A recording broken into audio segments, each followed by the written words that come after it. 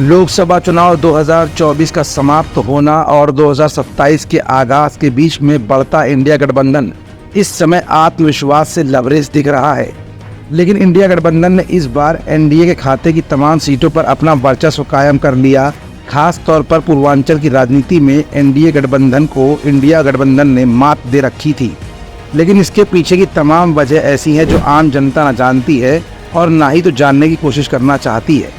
दरअसल मिशन 2027 के लिए लोकसभा चुनाव में सुरक्षित सीटों को गंवाने के बावजूद तीसरी बार भाजपा गठबंधन उत्तर प्रदेश से उचित प्रतिनिधित्व नहीं कर पाई।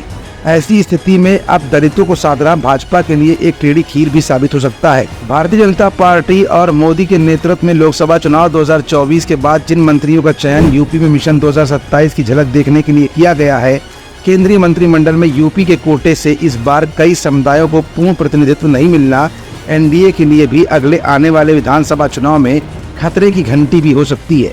एनडीए के सीटों की कम होने की वजह ये भी सामने आ रही है कि दलित समुदाय को पिछली बार से भी कम तवज्जो दी गई है। भारतीय जनता पार्टी को दलित वर्ग का समर्थन न मिलने के बावजूद यूपी कोटे से मोदी मंत्रिमंडल में सिर्फ एसपी सिंह बघेल और कमलेश पासवान पर ही भरोसा जताया गया है।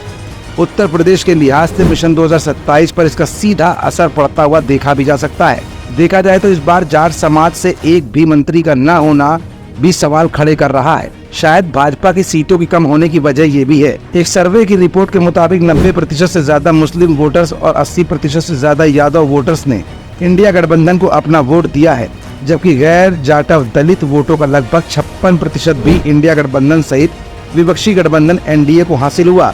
सर्वे के मुताबिक 25% जाटों और दलितों ने भी इंडिया गठबंधन को ही वोट किया।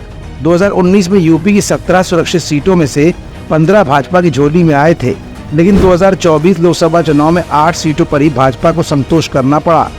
इंडिया गठबंधन के सहयोगी समाजवादी पार्टी ने इस बार दलित कोटे से 7 सीटों पर अपना कब्जा जमा लिया, जबकि कांग्रेस को एक ही सीट मिल सकी। इस बार 2024 के चुनाव में आजाद समाज पार्टी के चंद्रशेखर आजाद ने अपनी दावेदारी मजबूत करते हुए लोकसभा चुनाव में अपना खाता भी आखिरकार खोल ही डाला। जानकारी के मुताबिक एसपी सिंह बघेल को दलित वर्ग अपना मानता ही नहीं है। बघेल पर आरोप है कि वो एससी बनकर सुरक्षित सीट पर चुनाव लड़ते आए हैं। इस संबंध में एक मामला भी उनके खिलाफ कोर्ट में चल रहा है।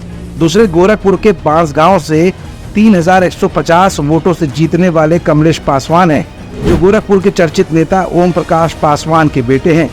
लोकसभा चुनाव 2024 के बाद भारतीय जनता पार्टी को करारी शिकस्त मिलने के बाद मुख्यमंत्री योगी आदित्यनाथ से लेकर बीजेपी और एनडीए के शीर्ष नेताओं के लिए 2027 विधानसभा चुनाव में जाट और दलित वोटर्स को सेट कर पाना भी एक असंभव चुनौती सा लग रहा है। बावजूद इसके जाट समुदाय का कोई भी एक चेहरा मंत्रिमंडल में न लाना और दलित चेहरों की भागीदारी न के बराबर होने से 2027 का विधानसभा चुनाव बीजेपी या यूं कहें कि पूरे एनडीए गठबंधन के लिए आसान न होगा। यूथ इंडिया के लिए एडिटर इन चीफ शरद कटियार की स्पेशल रिपोर्ट।